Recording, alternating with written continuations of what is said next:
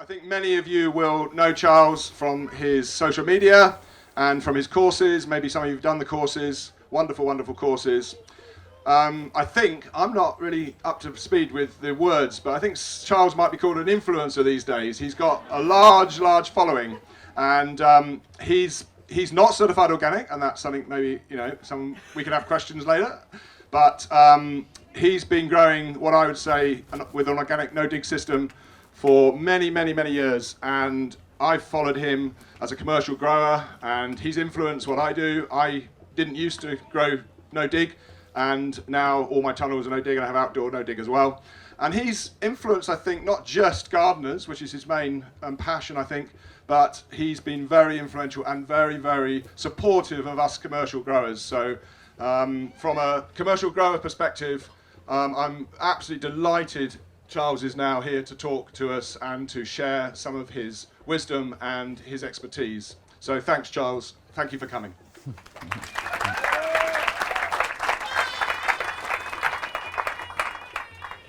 Thank you very much, Pete. I come from a professional world that spans many aspects. One is that I started out as a farmer. My parents had a dairy farm near Castle Carey in South Somerset. It's very close to where I am now.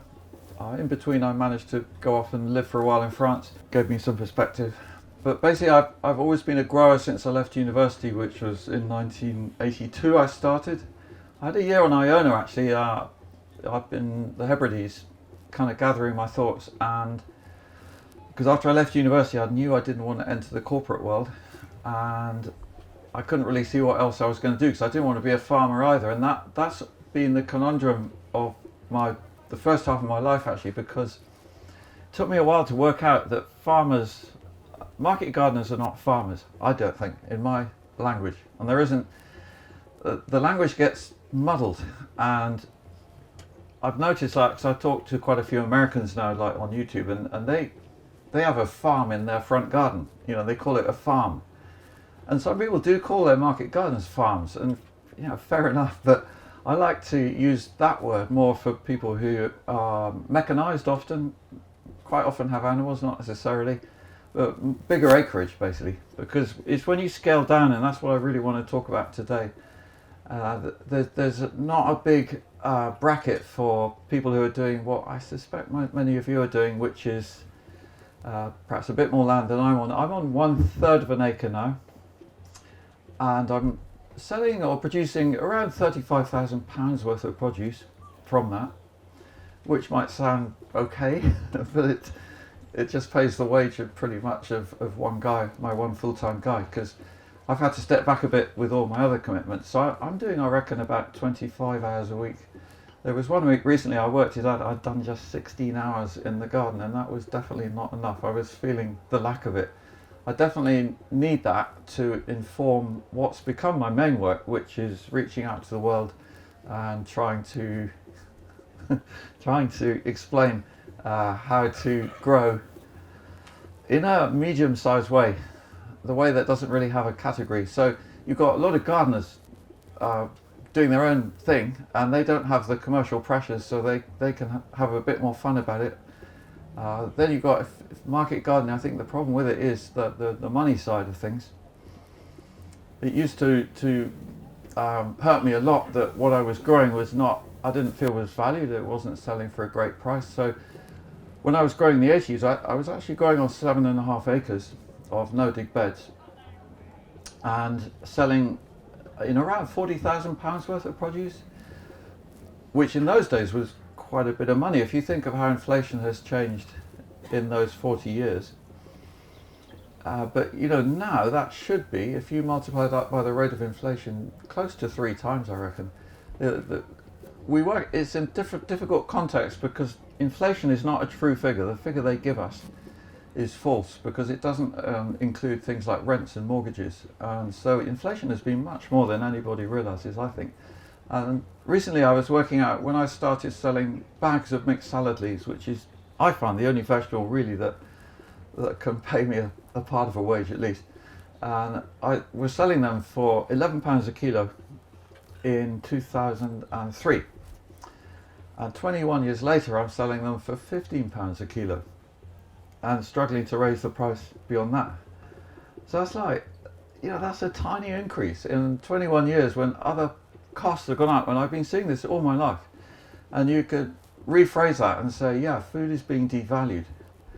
And then, funny enough, I heard this morning from a friend who's on an allotment site, and they said that a lot of the sort of trendy youngsters are going there just to have a good time. They're using their allotments as a sort of social venue.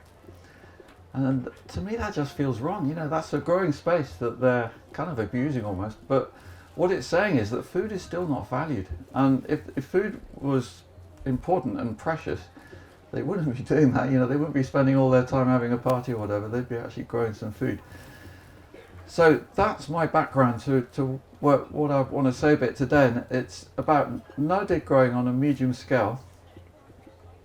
So quite different to say what Tolly's doing here at Hardwick, which is, I believe, 17 acres of vegetables.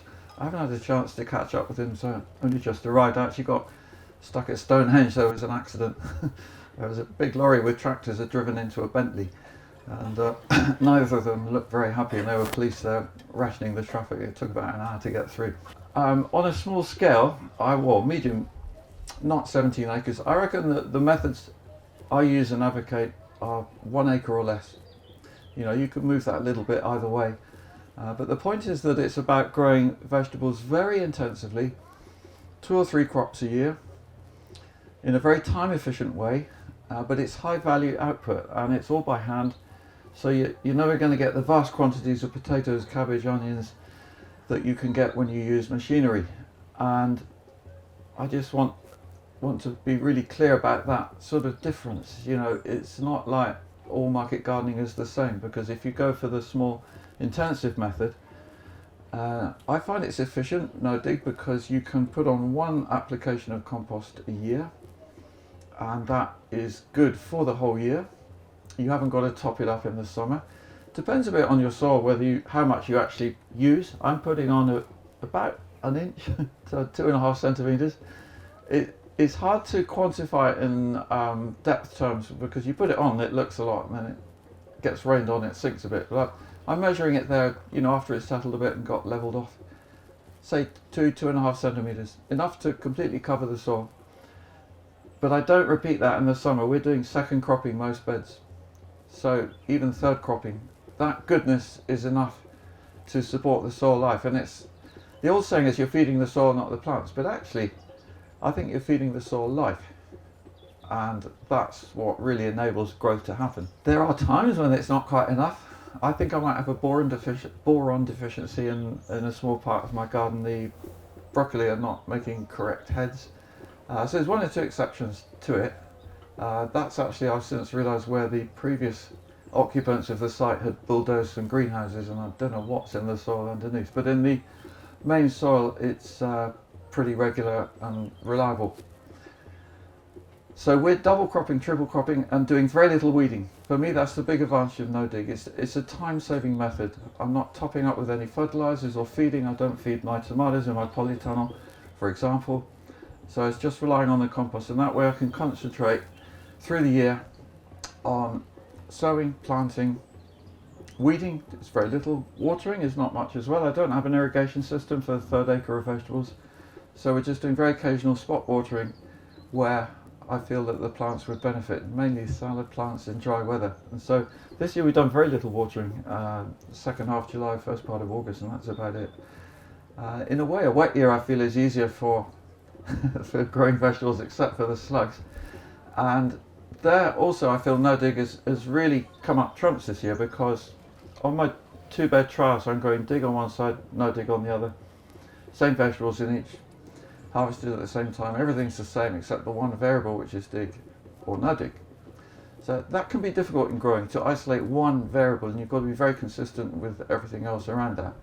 Like, both beds have the same amount of compost put on. And this year I've noticed much more slug damage on the dug bed. Like lettuce, I planted, it wasn't massive, 18 plants in middle of March, and more than half of them disappeared on the dug bed, and only one disappeared on the no dig, for example. And then I replanted and the same thing happened. So I think that's because the soil ecology has been broken. So that's where cultivation can bring its own problems as well as obviously it's got advantages. But it's just being really clear that on a small scale you can be very successful, and you should be, because when you're growing at a gardening kind of scale, which is what this is, you're putting a lot of effort and hand labour into it, and you can't afford too many losses. Well, I mean, nor can a farmer actually, but I reckon to lose only about 5% of my plants to pests, and that's something to really aim for, because that comes back to time efficiency. If we're not time efficient, we're going to disappear. I mean, my garden would have disappeared if I didn't have the possibility of subsidising it from my other work, like videos and writing, which, thanks to my work being better known, actually does earn me some money now. And it's opened my eyes a bit. It's like, wow, it's such a different feeling. You feel valued, and I think that's where market gardening is really suffering at the moment. I don't know how many of you are feeling that, but if you're not being paid a reasonable price for what you've grown and are selling, that's like the world saying to you, well, we don't really want you around, at the bottom line.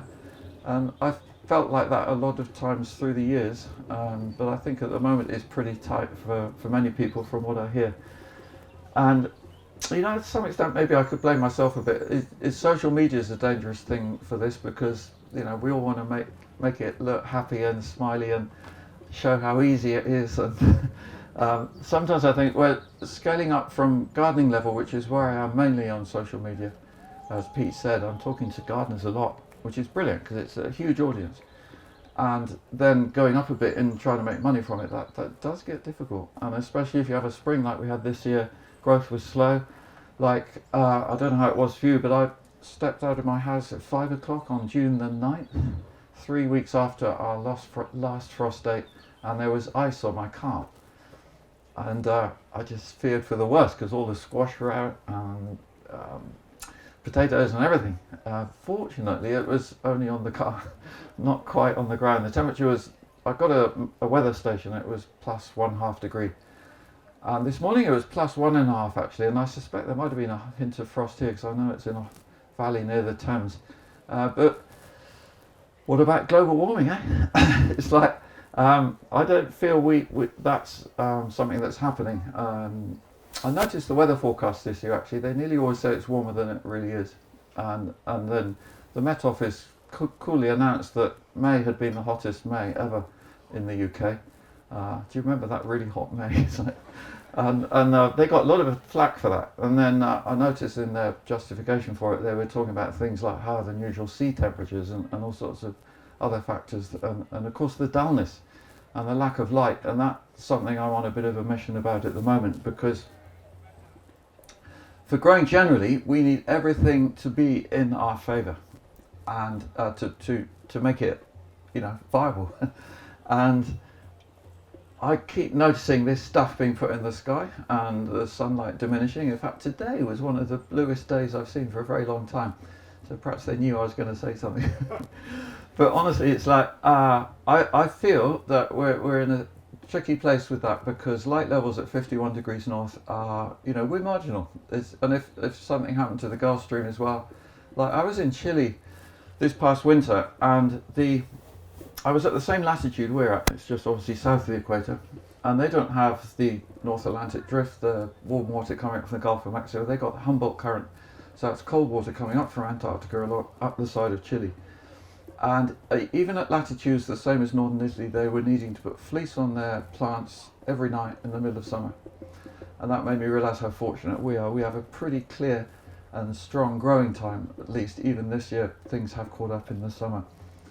So I'm working with devices in my garden to clear the atmosphere a bit, and see where that goes. But I have to be careful what I say on social media, because I want to talk about this. I want to debate things, and I feel we're not being allowed to anymore. You're either one thing or the other, and if you try and find a bit of a middle ground to talk about things, you just get shut down.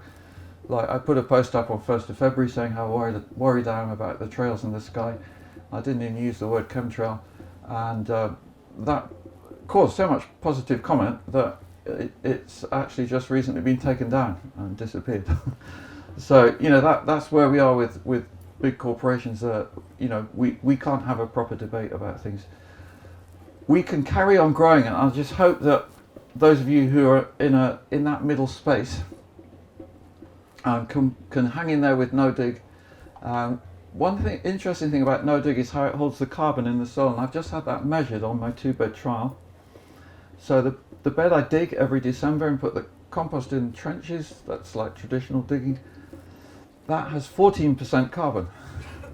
That might surprise some of you because that's quite a high figure. That shows how much compost I'm putting on, which I would say is the traditional amount of market gardening before people started using fertilizers. You can read accounts of market gardeners using tons of fresh horse manure, horse manure.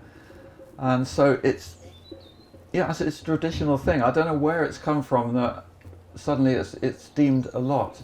So I'm putting 2 wheelbarrows of compost on this bed of 1.5 by 5 meters. And that one I dig, and the one next to it is also 1.5 by 5 meters and also receives 2 wheelbarrows of compost at the same time. And the carbon content of that bed is 18%. So no dig 18%, dig 14. So where's that 4% gone? So it looks like, soil cultivations are, I guess it's causing carbon to oxidize and go off as CO2. There are probably other factors. I don't think it's been looked at enough, but carbon is the building block of everything. And that's why it makes so much sense, like here, to have green manures growing, to have something growing all the time. I mainly do it with vegetables, like my beds are very full, close spacing, but I was just sowing some mustard this morning between some lettuce, which are going to finish very soon, that kind of thing. But I want a green manure with no dig, which will be killed by frost, and that's the white mustard, Sanapis alba. You can still just sow it maybe for another week. It's running out of time to grow to any size, but it will make a nice green sward before winter, and you can buy that seed quite cheaply. Don't over sow it. It's tempting always to throw tons of seed on the ground. The plants can grow quite big, and the beauty of it is, like, we actually do it with garlic. So say we're planting garlic, a really good time to plant garlic this year is around 10th to 13th of October, partly because there's a full moon on the 15th, I think it might be 16th. There's a full moon in mid-October, and these 2 Russian scientists, Kalisko, did 10 years of study to find the best sowing date according to phases of the moon, or what happened on different sowing dates. And the consistently biggest plants came from sowing 2 or 3 days before full moon. So that is in about 10 days time. We need to go past new moon first. And last year, for example, I sowed broad beans on 27th October, full moon was on 29th, and they were just such a bumper crop. I know the weather was in their favour as well. Obviously there's so many other factors which makes it hard to isolate one and say for sure that's great, but it's all about giving yourself the best chance. And if you can manage to find that day, say 2 to 4 days before full moon, it's when the moon is really waxing strongly. And then I was talking to some growers of microgreens from New Zealand, and they said the one day they don't sow ever in the whole month is the day of full moon itself, because by then you're just past the tipping point. Some weird translation of energy is going on at that time when the wheels come out and all that. So what I was going to say about the garlic though was that when we pop the cloves in, we sow mustard. If you can do it before mid-October, you've got a chance then of the mustard developing, and then it will be killed by frost. So at first you don't see your garlic at all, you just see a sward of mustard, and then the frost kills the mustard and you suddenly see the garlics there all along. So it's about adding a bit of organic matter. For me, that's what it is. Green manures, cover crops, it's carbon, turning sun energy into carbon, which is then going into the soil to be used by soil life. I don't look at legumes so much because the issue there is they're growing to fix the nitrogen. They grow mostly in the spring. Maybe not so much clover, but I don't want to do that because then how am I going to get rid of it with no dig? I don't want to be mulching the ground with polythene in the early spring and then sowing, because they'll build up as slugs. And slugs is a big factor in how I work, or avoiding them. So I don't use any slug pellets, not even the organic ones. I'm not convinced how organic they are anyway. So I'm looking always to reduce a problem before it happens. And I would say that's the essence of organic growing, really. You're understanding nature so that you can have fewer problems. You won't ever have no problems. Like I've got plenty of slugs, but actually the slug damage is very light. And I think that's from no dig making the soil very healthy. As Eve Barfour said, healthy soil, healthy plants, healthy animals, healthy people, just that chain following through. So it does all start with the soil. And the one application of compost before winter, for me that's the best time. So in about a month's time we start to clear beds of beetroot, cabbage, leeks, whatever it might be. And then, so they're empty and it's not time to sow green manure, unless it might be broad beans. But otherwise it's mulch or compost, and that's protecting the soil, covering it over winter. You could say that the compost is a cover crop. You know, it's a cover. And then it's not a cover though that harbours slugs. And so come the spring, that's why we can go out there. I can raise lettuce in my little module trays, and they go in the ground very small, no more than 4 weeks old, often 3, sometimes 2 even. And so that's quick to do because we're only need small holes for them. They go in and they look like, wow, are they going to survive? It's like equinox, I find, is a really good time for transplanting lettuce in the spring, from sowing around 20th February, and then cover with fleece, and we get 98% survival. It's really, really strong, and that tells me the soil is good, it's in good heart, the pest populations are not high, but that's where you want to be. You know, you want to be having this kind of success rate to make it worthwhile. So compost, what do I mean by compost? There's a few misunderstandings here. Like when I started out there were so many people saying you shouldn't ever spread compost before you sow carrots because it makes them fork, for example. I don't hear that one quite so much now, I'm pleased to say. And I think it's the other way around actually, but more the assumption behind that statement, and this is what always kills these kind of common statements. There's usually an assumption hiding there that invalidates it if you're going the other direction. So with no dig, it's totally not true that. It's only true if you're digging in the compost, which is what was being assumed 40 years ago when I began. Everybody was digging, there weren't hardly any no diggers. So that's where I learnt quite quickly that I just got to really question most of what people say. Another really common one, you could do an internet search on it, can I sow seeds or plant plants into compost? And more than half the responses, if not 80-90%, are no, it will burn the roots. Oh, okay then. It's like, you know, having done that all my life, and then I see that, well, what does that mean? You know, where does this nonsense come from? And there is a lot of nonsense out there. And with regard to compost, making compost, you know, on a gardening scale, people are being told you should have slatted sides to let the air in. You've probably heard that. That's actually not true. It works much better to have a solid side to your heat if you're going to have sides, and that holds the heat and holds the warmth. You don't need heat to make successful compost. You know, these are all the things that people believe because they've been told they can't put lemon, peel, citrus in their compost heap, rhubarb leaves. You know, the list is long. Bindweed roots, and then the common one at the moment is blight, late blight on potatoes, tomatoes. So I've got a lot of blight at the moment from the polytunnel suddenly from that very humid week 2 weeks ago. That's all going on the compost heap. It's no sweat because, you know, you can look that one up and get a scientific answer. It's the blight spores cannot survive in soil and compost. You know, that's it. That's the important bit of information we need. But that somehow gets lost, and then everyone tells gardeners anyway, I don't know how it is in the more commercial world, that you can't put that stuff on your compost heap. So what the effect of that knowledge means that you have more time, you know, less worries. Things become more serene and you get more compost as well. So everything goes on, and the main thing I find with gardeners particularly, they don't chop it up enough woody stuff. Even tomato stems actually, I use my good old Opinel and slice diagonal lengths of 4 to 6 inches, and that means you've got a bigger surface area for bacteria to get to. And I'm putting a lot of attention into making compost. I think that's where it can be difficult when you don't have a bit of second income, because I reckon I'm subsidising my compost making, but I know I am. But it shouldn't be like that. I guess I'm making it on a slightly smaller scale, but having said that, the main heaps I make is they're 1.8 metres square, 6 foot square, and have a roof over. I would say that's really important. If you can set up a compost station with a roof on top, you know, the rain that we've been having now, it just makes it soggy. It doesn't matter so much when you're filling a heap, but once the heap is full, you know, have your end point and don't put any more on, then move on to the next one. I can usually fill one of those 1.8 metre square bays in 5 to 6 weeks. And so we're going to fill this year 6 of those, and they make probably 1.5 tons, so that's about 9 tons. And then I've got other bays, pallet bays as well, partly for teaching purposes. I reckon I'm making about 11 tons a year, and that's not all from the holding. So I'm getting delivered wood chips, a couple of ton of wood chips twice a year, and I let them age, and that way they start composting, and then we put them through a standalone. I don't know if any of you've known that one. It's back in the 80s we used to do it with a bed base, like a bed frame. But you throw stuff at it and the big stuff falls down and the small stuff goes through. It's a very easy way of sieving. So we sieve the wood chip, take the big bits out and put the small stuff, which is already half rotted, as a brown material to go with all the green leaves in the compost heap, and that makes a nice balanced compost.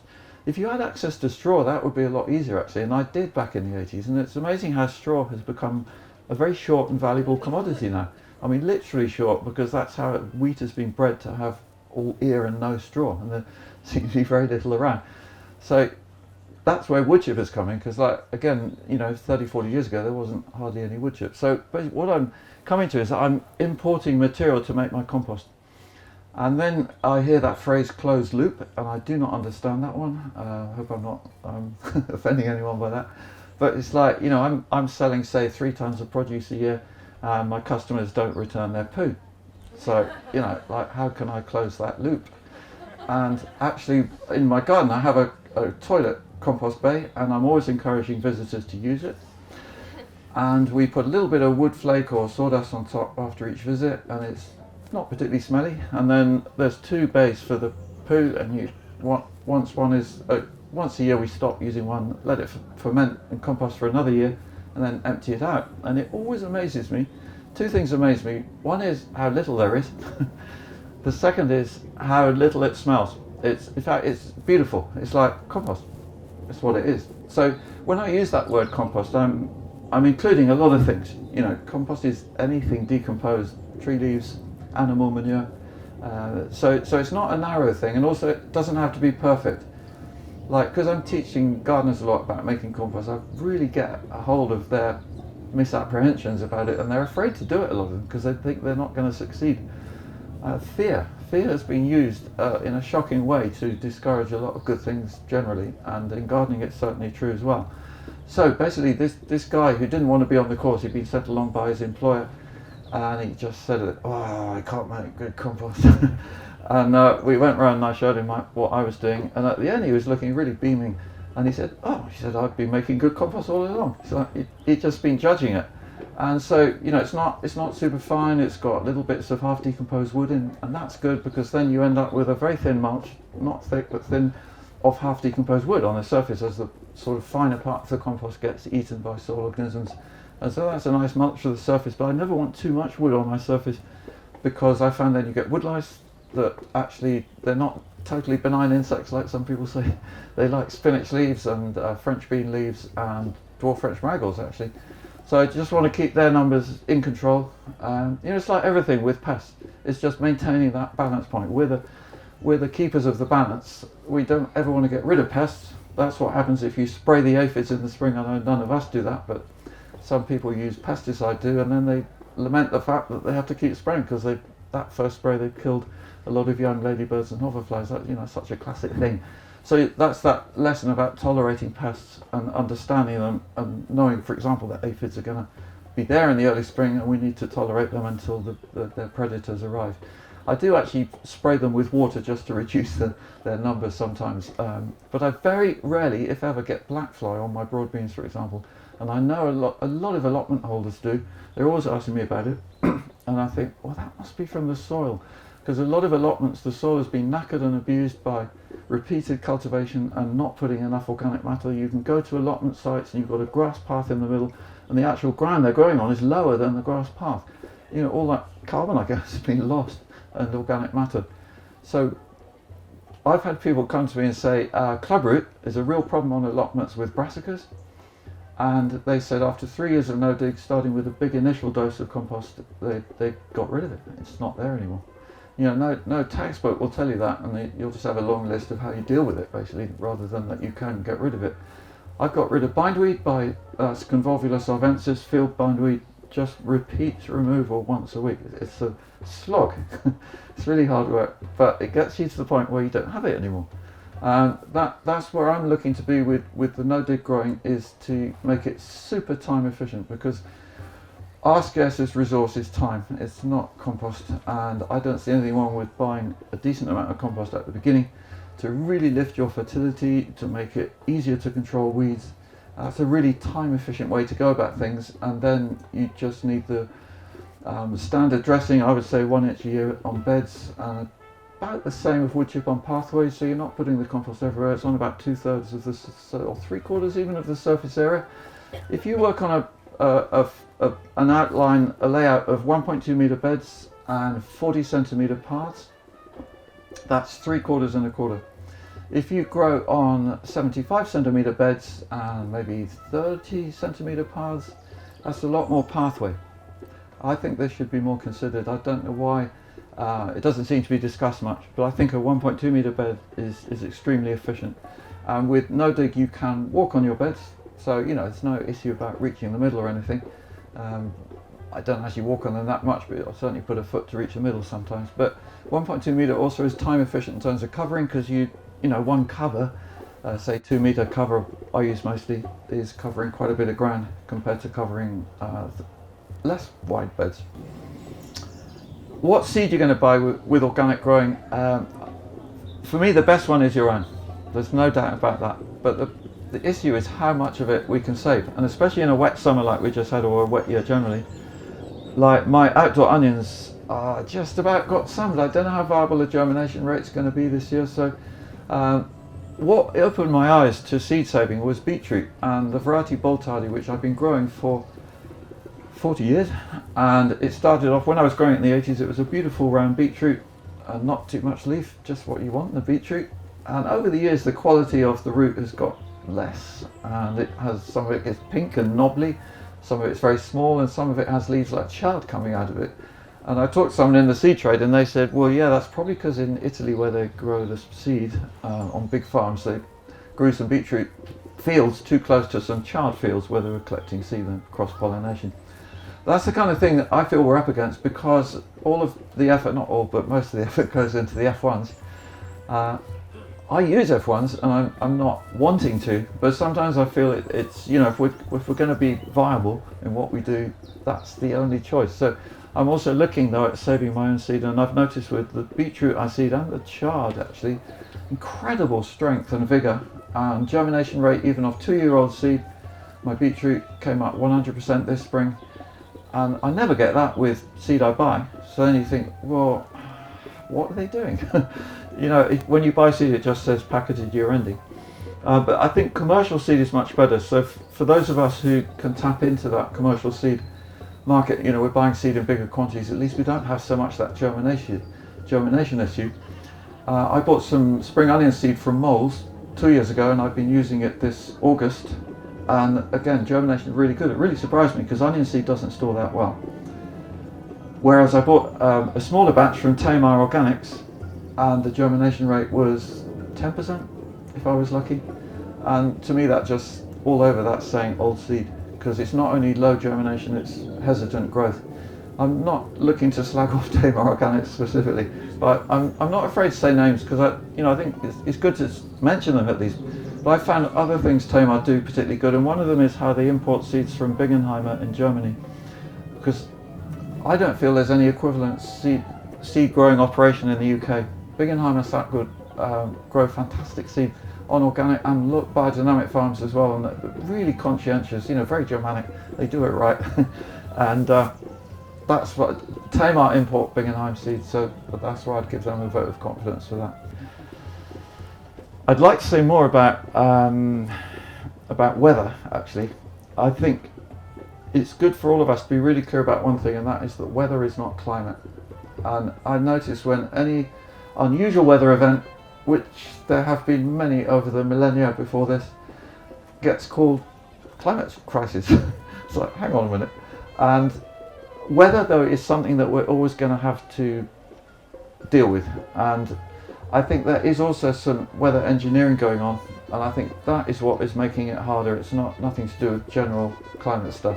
So I think as growers, that's where I give the vote of confidence to no dig, because what I've noticed this past year is the incredibly good drainage of soil. I'm on silt over clay, but also the fantastic moisture retention. Compost quality, I'm using compost between 4 and 9 months old. I'm not waiting any longer than that. I find if you leave it too long, you're losing a lot of volume, and I think when you put it on a little bit less mature, that gives more food for the microorganisms in soil to just get stuck in. And so don't be afraid to spread compost a bit immature, but when you put it on slightly lumpy in, say, December before the winter frost, that softens it. It always softens on the surface, and that's been also one of the best things about no dig, is how you don't get mud on your boots. I hope some of you are noticing that. It's like, because when soil or compost has not been disturbed, it's not sticky anymore. How many of you have suffered from aminopyrrolid weed killer in compost? Ooh, more than I'd like. Okay. What I found with that is I've been noticing it for over 10 years now, and I've seen it quite a bit on other places. Mainly from horse manure, but not exclusively. I did a broad bean test on green waste compost. I'm not organic certified, by the way, so I'm buying in compost sometimes from elsewhere. And the broad bean plants grew fine for 3 weeks, and then the top tips started to curl inwards, so classic sign. But the fact that they grew fine for 3 weeks showed it was a very mild dose, and I used that compost on the surface. What I found out is that sunlight on that compost will degrade this weed killer poison, maybe over the course of a year, depending how deep it is. I don't think, if you suspect it, I wouldn't go more than an inch, because otherwise the light's not going to get to it. But I feel that's a really valuable thing that will help. It maybe won't solve your first year problems, but I did find that we grew potatoes in this compost, and actually they were fine. So there's varying levels of dosage, and the reason it's hard to detect is because when it goes below 2 parts, I think it is, per billion, they can't measure it anymore in a lab, and so they say it hasn't got any in. But even in a smaller quantity or concentration than that, it can still damage bean plants. So we're on a kind of loser, and we just have to do the best we can with that. There is some around, but I haven't heard so much about it this year, but sometimes I don't know if that's, especially in the gardening world, people blame themselves often. Oh, nothing grew, oh, what did I do wrong? And it was something in the compost. But it just outlines what the kind of world we live in. You know, I had a guy from Dow Chemical Company, now renamed Cultivating, and he was just totally, he wouldn't be moved, and he was not even ashamed by the damage his product was causing, you know. And he ended up criticising me for having a polytunnel plastic, you know, that kind of thing. So there's just no sense in getting into conversations like that, I feel.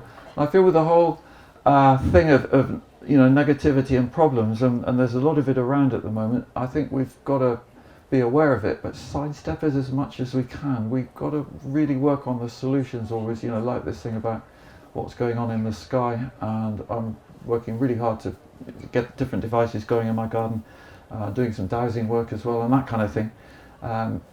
Working with science in a way that makes more sense. Modern science has gone down a very, very narrow tunnel of what's called scientific acceptance of anything that can be weighed and measured, basically. And if you can't measure it, it's called superstitious. So that's like the ether as well. How many of you are aware of the ether and what that ether? Anybody? Yeah. Okay. Not many hands. It's worth checking out the work of Wilhelm Reich, because he was a guy who invented cloudbusters in the 1950s. It was also about clearing the sky. Believe it or not, he was under attack from UFOs. This might sound completely wacky, but he was a really top scientist. And he knew Einstein. They had big discussions about things, and they really diverged over the ether. I'm just giving an example here of how science is not the correct be-all and end-all that it postulates itself as. Einstein denied the existence of ether. He said light travels in a vacuum. Reich said no, it needs a substance to travel in. And many studies are now proving him right, but you won't find them on internet search. So, you know, question things. That would be my, if anyone is starting out farming, I would say two things. One is start small. And the second one is question everything you're told. There's just no end of free advice out there, and I would say most of it's not applicable to your situation. You've got to work out what works for you and not believe a lot of people who sort of set themselves up as experts. You know, that's a word I really hate, actually, expert. If I see that, I think that's trouble. And another one is study.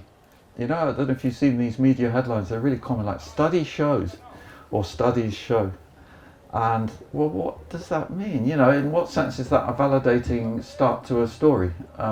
Anyone can make a study about anything, really, and well, that's what they do, just to prove a point. And that's where science has lost its mojo, because it's not trying to find out things; it's trying to pay whoever's paying the scientists with some results that make commercial sense for them. So that's where I feel I'm doing science. I get told off by scientists, because my science is not science, but I'm doing these long-term trials. And actually one more I'll just share with you is 3 strips of ground, each one 2 meters wide, 9 meters long.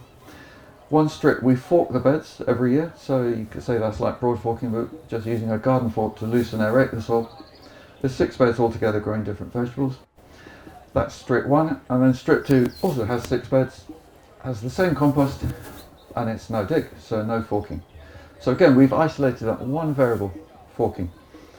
And then the third strip, the variable is different compost.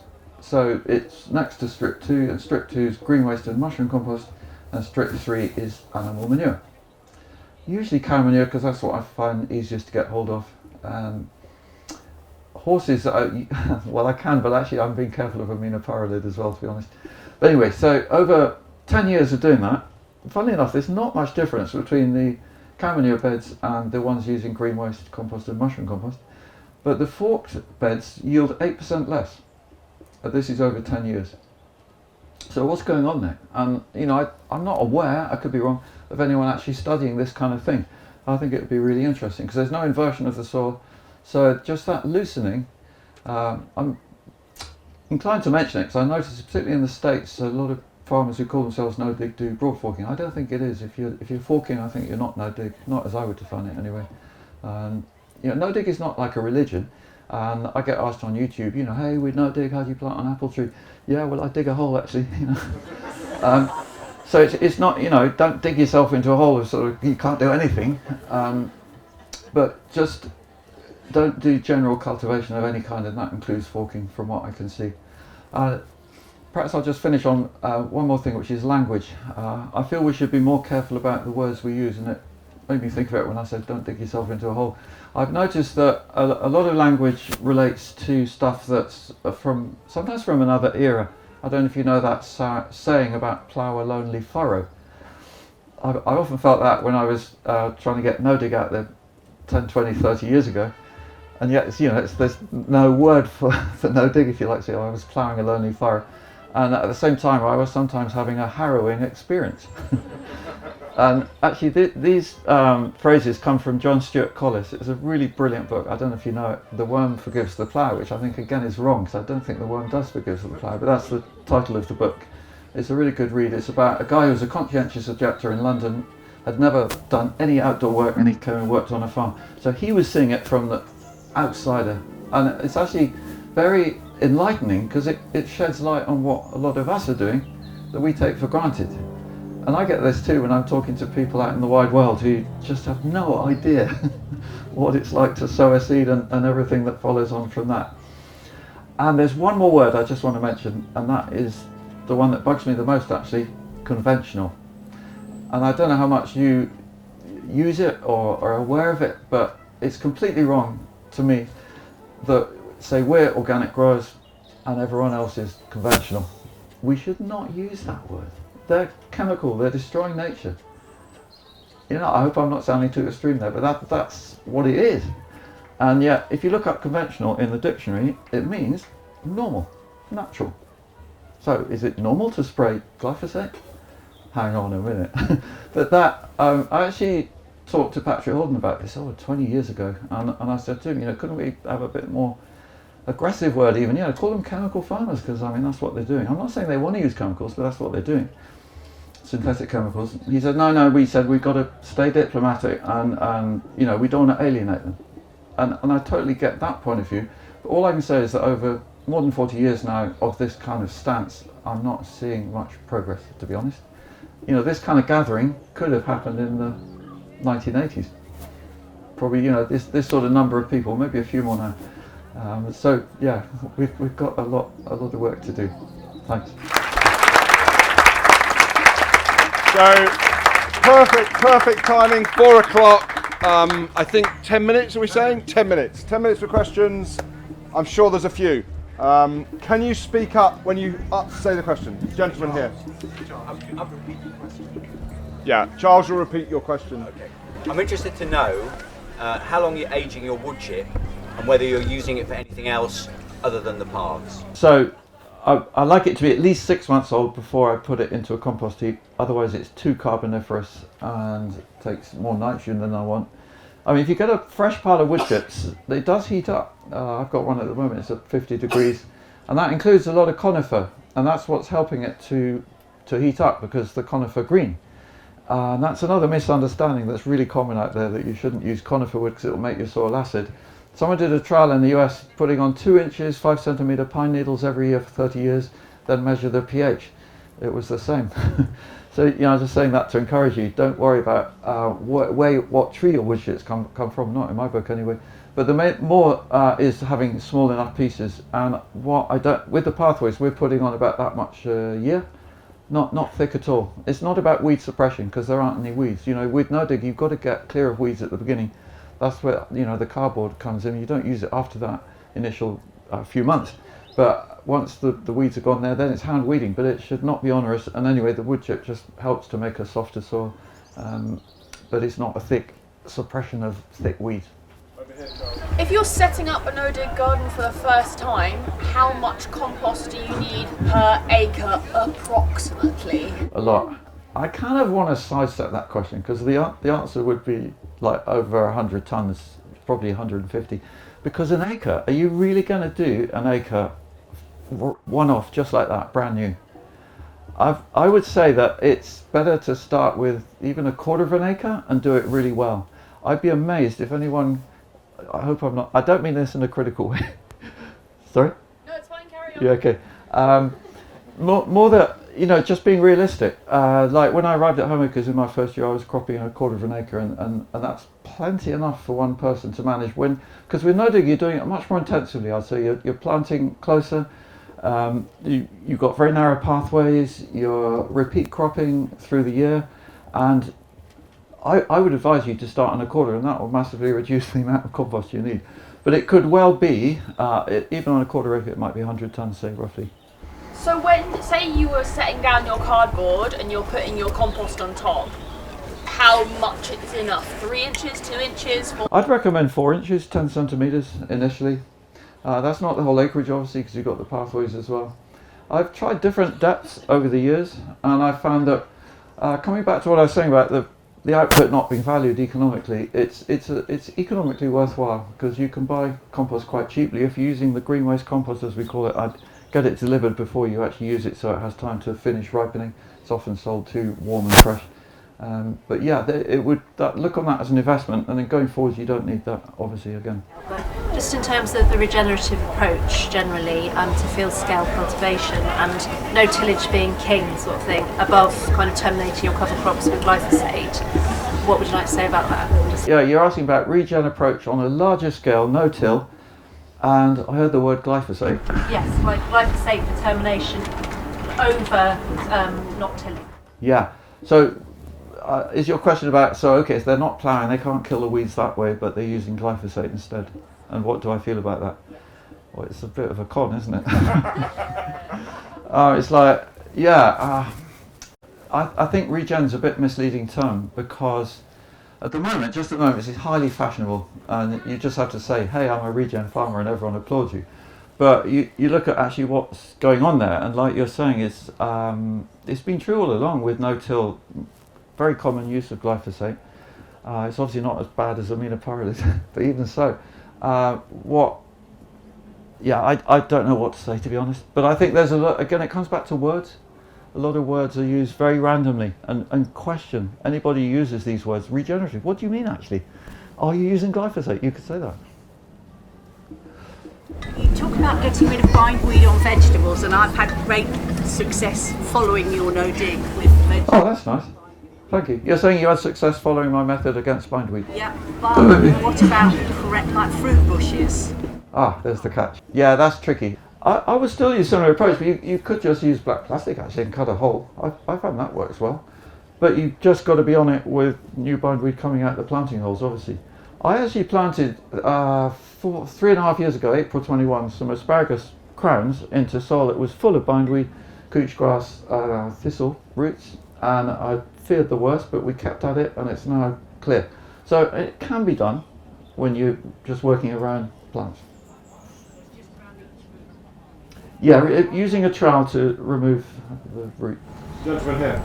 What will you not compost? What would I not compost? Well, I mean, plastic obviously, but well, everything. It's just everything. I'd hesitate on really big pieces of wood. So if I'm pruning apple trees, I'll put them on one side rather like a pile of wood chip to pre-compost. But otherwise, yeah, everything. Would you put a seeded dock into a compost heap? A seeding dock. Is that the best you can do? That's a nice question. Yeah, I would, but I chop it up in small pieces. And I would always, with seeds, I do look to get them into the middle of a heap where it's hotter. Do you feel like using green waste compost long term and only that compost as your main input? Do you think that's... Yeah, I wouldn't like to. That's why, I would hope that you can make some compost enough to, say, be at least 50%, or find someone with animal manure in your locality, because that's a fantastic balance of green waste compost, which is, mostly plant matter and quite woody. I don't think it should be a fallback, put it that way. I got my allotment 3 years ago and it's in London, and I discovered your method at the same time and it's been fabulous. But what I'm starting to struggle with now is making enough compost. So Okay. I'm using obviously all my own stuff, but mostly what we get delivered is wood chip, because all of the manure just gets taken straight away. So I'm mainly stuck with wood chip now. Okay, so you've got allotment site, it's going well, no dig, but you can't make enough compost and the manure gets nicked before you get there. A wood chip, what about, is some of the wood chip quite old? Because quite often at the bottom of a heap, even at the bottom, there isn't... It goes quite quickly as well, but there's always, I can just about fill, I've got... Okay.